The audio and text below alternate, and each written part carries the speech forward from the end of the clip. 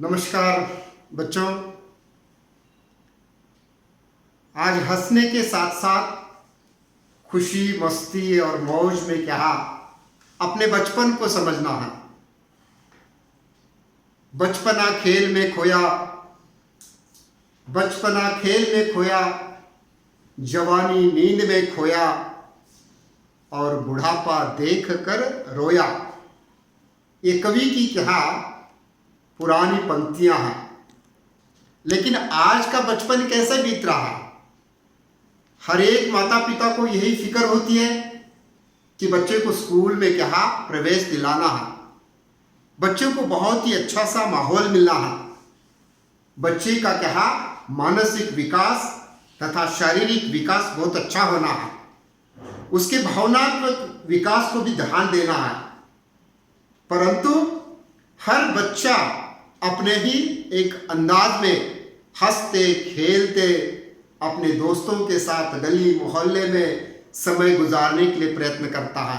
लेकिन ये बात माता जी को कभी कभी खटकती है, नहीं जाना बेटा खेलना, पढ़ाई बहुत करनी बेटा तुझे, अव्वल दर्जे में आना बेटा तुझे, डॉक्टर बनना है बेटा तुझे, पढ़ाई करो ना, उठो ना, जल्दी जल्दी उठो ना बेटा, उठो, दांत मांजो ना, कूला करो ना, स्नान करो ना, जल्दी यूनिफॉर्म पहनो ना, उठो ना बेटा, चलो वैन आई, टिफिन रेडी हो गया। ऐसे जल्दी जल्दी जल्दी एक ही शब्द बार बार माँ जब रिपीट करती है ना, तो बच्चों को लगता है कि मेरी माँ कितनी बड़बड़ाती है, हर एक बात को कितने बार रिपीट करती है। चलो आखिर हाँ मान लेता है बच्चा, अपना बस्ता लेकर क्या वैन में और कार में बैठने बाहर आ जाता है तो दूर से देखता है कितनी बड़बड़ा रही है और माँ मेरी। स्कूल स्कूल स्कूल जाना, स्कूल में रखा क्या है? स्कूल में ही बहुत कुछ होता है। यहाँ के माहौल में घुल मिल जाना, अपने उम्र के बच्चों के साथ खेलना, मस्ती करना, उनके टिफिन चुरा लेकर खाना, उनके चौक, उनके पेंसिल, उनके रबर छुपा के रखना और एक ही बच्चे पर 4-5 गिर कर उसे क्या दबाकर हंसी खुशियां पाना एक खेल होता है। उन बच्चों के लिए क्या एक खेल होता है। ऐसे खेल खेल में बच्चे क्या सीखते रहता है। लेकिन ऐसे बच्चों के भविष्यों को आज हम कभी कभी एक बंधन में डाल रहे हैं। इसलिए मैं आज जिस विषय के बारे में चर्चा कर रहा हूं वो विषय सभी के लिए बहुत ही क्या प्रिय है, बचपन।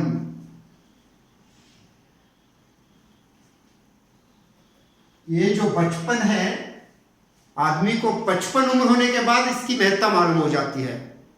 जैसे बचपना गया, उम्र 55 हो गई, अपने पुरानी बातें याद कर लेकर क्या कभी कभी बोलता है कि वो दिन चले गए हमारे, क्या मजा था उसमें। हम टायर के चक्र को लेकर गाड़ी के रूप में खेलते जाते थे, कांच के गोटियां लेकर मस्ती में हम लोग मजा करते थे, मिट्टी का घर बनाकर हम सुख सुविधाएं ढूंढते थे। इतना ही नहीं, पहले बारिश के पानी में छपके लगाने की कोशिश करते थे, चाहे कपड़े गीले हो चाहे गंदे हो, लेकिन खेलना नहीं छोड़ते थे। ऐसे परिस्थिति में बच्चे शारीरिक रूप से बहुत ही मजबूत होते थे, लेकिन आज बच्चे बहुत ही बंधन में पल रहे हैं। बच्चों का बस्ता भारी हो गया और दिमाग कभी कभी खाली हो गया। इसलिए कवि ने कहा बस्ता भारी दिमाग खाली। ऐसा क्यों होता है? बच्चों के विकास में जो होते ना, दो बातें बहुत विशेष परिणामकारी होता है। एक है माताजी के द्वारा मिलने वाला आहार जो फूड होता है, दूसरा है विचार। बच्चे किताबों से कम सीखते हैं और बड़ों से क्या ज्यादा सीखते हैं। घर में ही सीखते रहता है बहुत कुछ, बाहर भी सीखते रहता है, बड़ों को देखते ही रहता है। इसलिए बचपन की जो दृष्टि होती है बहुत बहुत सूक्ष्म होती है। वो हर क्षण अपने आसपास के बड़ों को क्या देखने में ही क्या समय लगा देते। देखिए ना आज हमारे सर कितने सुंदर लग रहे हैं, देखिए ना आज मेरी माँ कितनी अच्छी लग रही, देखिए ना आज पापा का ड्रेस कितना अच्छा लग रहा, देखिए ना, आज हमारे मैम ने कितना ना बढ़िया एक नया बैग लेकर आए हैं। ऑब्जर्वेशन बहुत ही बढ़िया होता है। उस सूक्ष्म दृष्टि, वो जो बाल्य अवस्था होती है, वो 12 साल तक मात्र क्या, बचपना जो होता है ना, उम्र जो 12 साल तक, इस कालावधि में बच्चे बहुत ही क्या, संवेदनशील होते हैं। उनमें मासूमियत रहती है, उनमें विश्वास रहता है, उनमें प्रेम रहता है, उनमें एक जिद होती है। हर माँ अपने बच्चों को लेकर खाना खिलाने जब बैठ जाते हैं तो उसे खूब घुमाता है। माँ सताती नहीं, लेकिन बच्चा माँ को खूब सताता है। चलो ना बेटा, खाना खा लो। माँ चांद दिखाती है दिन में, देखो ना बेटा, वहाँ पे चिड़िया बैठी है, वहाँ पे ये है, ये देखिए, है ना, तुम्हें ये खिलौना देंगे, क्या क्या हो, तो बोलकर माँ उस बच्चों को खिलाते हैं। इसलिए तो माँ बच्चों के साथ जब समय गुजारते रहती है ना, बच्चा मुक्त वातावरण में, स्वच्छंद माहौल में कहा पलने की कोशिश करता है। ऐसे पलने वाले बच्चे के लिए है जो आहार है आज का है। कभी ऐसा लगता है कि क्या बच्चे गुड्डे खाने से आज का डे गुड्डे हो जाएगा? क्या बच्चे टाइगर बिस्किट खाने से टाइगर बन जाएंगे? क्या हॉर्लिक्स आया, क्या बोर्नवीटा आया, क्या पार्ले जी जीत की तैयारी, कितने नमूने के एडवर्टाइजमेंट के साथ बच्चों के फूड बना के कंपनी वाले दे रहे, हम उन बच्चों को पिला रहे, खिला रहे। कहाँ गए वो खजूर बादाम के पेस्ट? सुबह 4 बजे उठकर वीरों की माताएं गरम 4-5 बकेट पानी लेकर मस्त तेल लगाकर मालिश करके उसे स्नान करवाकर खजूर का पेस्ट और गाय का दूध अमृत पिलाकर झूले में डालकर जब माँ लोरी गाती थी तो बच्चे नशा में सो जाते थे। लेकिन आज बच्चे सो नहीं पा रहे हैं, एक बड़ी समस्या बन गई। डॉक्टर के पास यही सुनाई देता है शब्द, बच्चा रात भर रोता है, सोता ही नहीं। देखिए ना डॉक्टर साहब, इस बच्चे को क्या हो गया? बच्चे के लिए जो है ना मिलना चाहिए सो शायद नहीं मिल पा रहा है। इसलिए जो गाय का दूध था, जो भैंस के दूध से बना दही था, जो मक्खन थी, जो हाथ में मम्मी के हाथ से बनी रोटी थी, कितना मृष्टान्न भोजन था। गेहूं का आटा घी में फ्राई करके उसमें घी डालकर फिर शक्कर डालकर जब स्वीट बना के खिलाते थे तो उसके सामने कोई स्वीट फीका पड़ जाता था। आज बच्चे हर एक चीज के लिए बेकरी पर डिपेंड रहता है। कभी कभी आपको मालूम होना चाहिए, उसका नाम है बेकरी। कितना भी खाए तो कन्नड़ में बहुत अच्छी बात समझ में आती है। अष्टे तिन्नु बेकरी साक्रिय तिल्लेला, बेकरी इन्ना बेकरी, डेयरी मिल्क चॉकलेट आए, 5 स्टार आ गया, कितने नमूने के बिस्किट आ गए।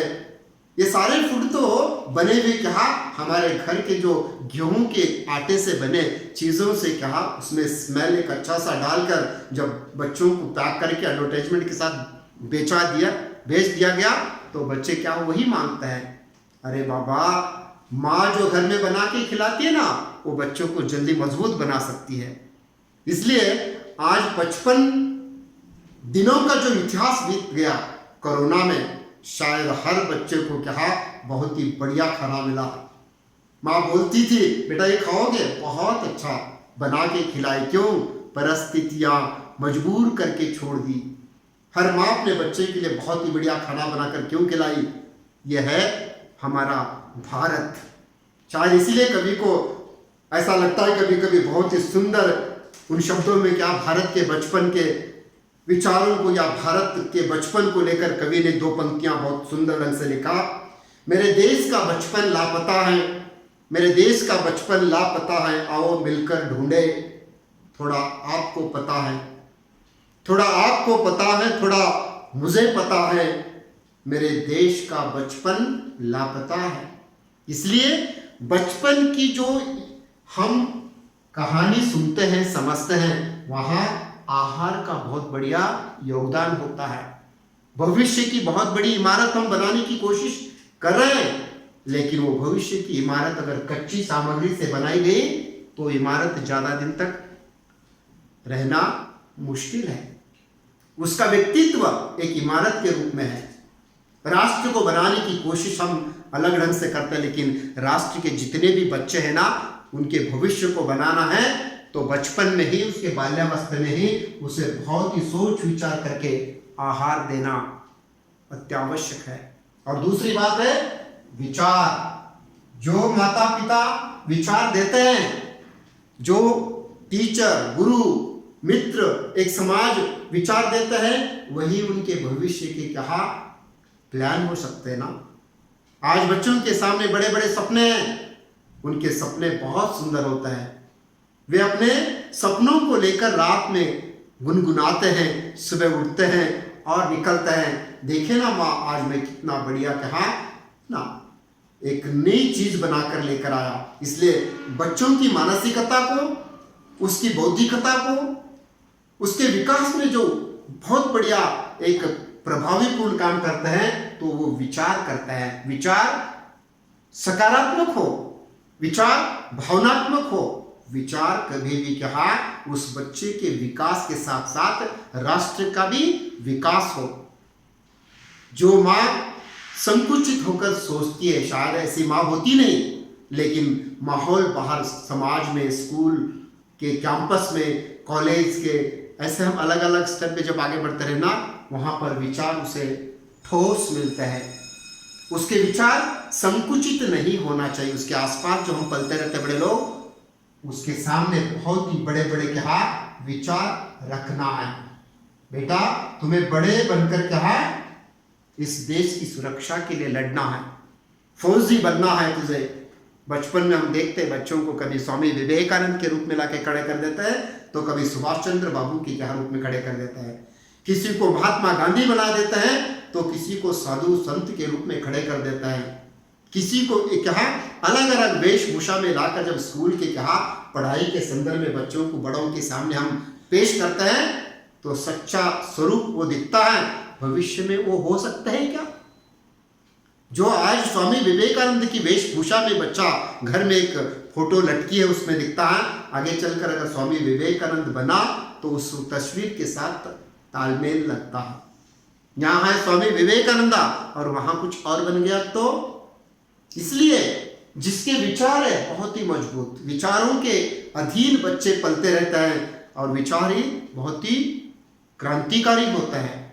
एक आधे छोटा सा बच्चा हमारे एसबीआर के स्कूल के कैंपस में रोते हुए आया और मैडम ने पूछा क्यों रो रहे बेटा, क्यों रो रहे हैं? मुझे डांटा गया, मेरे सारे फ्रेंड्स ने मुझे पीटा है, मुझे भूख लगी है, मुझे रोना आता है। आसपास के जो बड़े लोग होते हैं बड़े संवेदनशील होकर प्यार से उसके साथ बातें करते करते मैडम ने पूछा बेटा रोना नहीं, आप सभी को हम लोग देख लेंगे ना। और एक मैडम ने पूछा तुरंत रो रहे बेटा लेकिन आंखों में आंसू ही नहीं है ना। बच्चा तुरंत बोलता मैंने पानी ही नहीं पिया। देखिए बच्चों के विचार कैसे है, बहुत ही प्रतिभाशाली बच्चे रहता है और बहुत ही हट के वो प्रश्नों के उत्तर देते रहता है।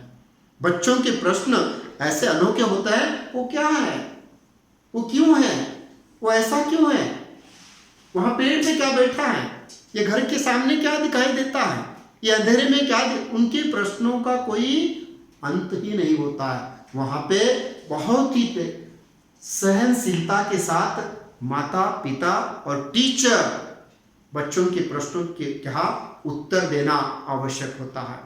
तभी उसे लगता है, हंसते खेलते स्कूल आते हैं, माँ मैंने जो कुछ भी आज सर से पूछा, मैम से पूछा ना, बहुत सुंदर ढंग से मुझे उन्होंने क्या प्रोत्साहित किया, मेरे प्रश्नों का उत्तर देने में उन्होंने बहुत क्या खूब कोशिश की, लेकिन उत्तर तो दिया। मुझे बहुत अच्छा लगता है स्कूल जाने के लिए। बच्चों के लिए स्कूल कभी कभी क्या घर बनते हैं, घर में माँ बाप को भूल जाते हैं और स्कूल में आकर मैडम और टीचर और अपने मित्रों को क्या याद रखता है। ऐसी विशेष कहानी विचारों से बच्चों की क्या बनते रहती है। एक छोटी सी कहानी मुझे अंत में याद आती है। एक बालिका छोटी पाठशाला में रोज पढ़ने आती थी, उनके साथ बच्चे भी रहते थे, लास्ट बेंच पे बैठी रहती थी और मैम आकर सभी को विश करती थी और प्यार से बच्चे सभी उठकर उनको भी विश करते थे। टीचर्स डे आ गया और एक दिन सभी बच्चों ने क्या अपने मैडम के लिए बड़े बड़े तोहफे लेकर आए लेकिन जो लास्ट में बैठी थी छोटी सी बालिका, एक रद्दी पेपर में, न्यूज़पेपर में जो लपेट लेकर आकर बैठी थी लास्ट में, सभी देने के बाद ये अपना एक छोटा सा गिफ्ट ले जाकर अपने मैडम के हाथ में दिया और बाकी के सभी बच्चे हंसने लगे। यही अजीब है, क्या लेकर आई है? पुराने पेपर में मैम ने निकाल के देखा, अंदर एक परफ्यूम का बोतल था और एक ब्रासलेट था। मैडम ने देखा, लगा चलो यहीं पे क्यों ना उसका परफ्यूम यूज़ नहीं करना, थोड़ा सा परफ्यूम मार लिया और ब्रासलेट जो हाथ में था देख लिया। मैम ने पूछा बेटा ये क्यों? नहीं, मुझे आप बहुत अच्छे लगते हैं, मुझे आप बहुत अच्छा लगता है। क्यों बेटा, तुम बहुत मासूम होकर बैठ के बात क्यों नहीं करता है? मैम मुझे बहुत अच्छा लगता है आपको देखने में। नहीं बेटा, मेरे प्रश्न का उत्तर दे, तू क्यों ऐसे अकेली जाके पीछे बैठ गई, वो बोल मुझे। मैम आप रो लेंगे? क्यों बेटा, बोल। मेरी माँ मुझे छोड़ के चली गई। जिस दिन मेरी माँ मर गई, उसके हाथ में जो ब्रासलेट था और जो घर में जो परफ्यूम का बोतल यूज करती थी, ये दो मात्र बच गए, मेरी माँ चली गई। इसलिए तुम मुझे माँ का प्यार दे रहे हो, वही लाकर तुम्हें मुझे देना पड़ा, बाकी मेरे पास तो कुछ नहीं था। मैडम की भावनाएं उमड़ कर आई, आंखों में आंसू और दिल में कहा प्यार उमड़ने लगा। रोते हुए इस बच्चे को उठा ली, गले लगा ली और इतना दुख भरा एक संदेश सुनकर रोज उस बच्चे के प्रति सोचने लगी। आते आते आते आते उस बच्चे को बहुत बढ़िया भविष्य दिया। आगे चलकर वो बहुत बड़े स्थान तक पहुंचकर पीएचडी करके डॉक्टरेट की उपाधि पाकर विदेश में जाकर नौकरी में लग गई। और जिस दिन उसका एंगेजमेंट का डे आया, हो गया, शादी का दिनांक तय हो गया और उस कार्ड को छपवाने के बाद कार्ड उस मैडम के नाम से क्या बाय पोस्ट भिजवा दिया गया और उसमें 2 टिकट भी थे आने जाने के हवाई जहाज के। मैम आप ज़रूर आना, आपके बगैर मेरा जीवन नहीं है, आपके बगैर मेरा एक यहाँ विवाह नहीं होता है। जिस कार्ड को ओपन करके मैम ने देखा, वो रोने लगी और वही टिकट लेकर विदेश की यात्रा पे निकली उस शादी में शामिल होने के लिए। जाने तक बड़ी सभागृह में विवाह की तैयारी चल रही थी और उस स्टेज पे लिखा गया था मदर, स्टेज पे लिखा गया था प्ले कार्ड पे मदर। जैसे वो बूढ़ी एक माँ के रूप में शिक्षिका पहुंची, सभी के लोग खड़े हो गए और जाके खड़े नहीं हो गई, बैठी सामने तो उनको उठा लेकर स्टेज पे लेकर गई। आपके बगैर मेरा ये जीवन अधूरा है, ये मेरी माँ है, मेरी शिक्षिका है। तुम अगर उस दिन मुझे प्यार नहीं देते थे, मेरी भावनाएं समझ नहीं सकते थे, मेरे दुख भरी कहानी को समझकर तुम साथ न देते थे और every day, every week, every month मुझे जो पत्रों के द्वारा प्रोत्साहित करते थे, अगर वो नहीं करते तो आज मैं यहाँ पे नहीं पहुँच पाती थी। इसलिए प्रिय विद्यार्थियों, माता पिताओं से मैं यही रिक्वेस्ट करता हूँ और टीचरों से, कोई भी बच्चा अनोखा होता है, कोई भी बच्चा कमज़ोर नहीं होता है। उसके बचपन की भावनाओं को समझना है, उसके मन के दुख दर्दों को समझना है और उसको जितना हो सकता हो उतना क्या उसे साथ देना है, हिम्मत देना है, उसको हाथ पकड़कर चलने के लिए सिखाना है। चाहे आहार पौष्टिक कम दो, लेकिन विचार बहुत ही मजबूत देना है। मैं हूं ना बेटा तुम्हारे साथ, तुम क्यों डरते हो? मैं हूं ना, तुम्हें क्या दिक्कत है? तुम्हें क्या चाहिए? किताबें चाहिए, कपड़े चाहिए, साइकिल चाहिए, चॉकलेट चाहिए, बोलिए तुम क्या चाहिए? ऐसे माता पिता और शिक्षिकाएं आज भी हमारे संस्था में हैं। इसलिए तो बच्चे अपने पढ़ाई के सपने साथ लेकर वैन, ऑटो, साइकिल, गाड़ी पर बैठ के आते हैं और यहाँ बैठकर अपने सपनों को साकार कर लेने के लिए वापस लौटते हैं। मुझे बहुत अच्छा लगता है। 25 साल पहले आने के बाद मुझे भी बहुत दिक्कत थी, लेकिन मुझे बार बार वो माँ याद आती है जो मेरे लिए सपने देखी थी। वो बार बार मुझे याद आती है मेरी माँ, जिन्होंने मन्नतें भगवान के सामने मांगी थी, जिन्होंने मुझे खिलाया, जिन्होंने मुझे पिलाया, जिन्होंने मुझे बड़ा करने की कोशिश नहीं किया, बड़े विचार देने की कोशिश किया। इसलिए विचार श्रेष्ठ होता है। वैचारिक क्रांति बहुत इंपॉर्टेंट है। बच्चों को हमें विचार देना है, बहुत ही अच्छे नोबल थॉट्स जिसे हम बोलते हैं, जिसके पास पवित्र विचार होता है, वो है माता के पास, पिता के पास और शिक्षक के पास।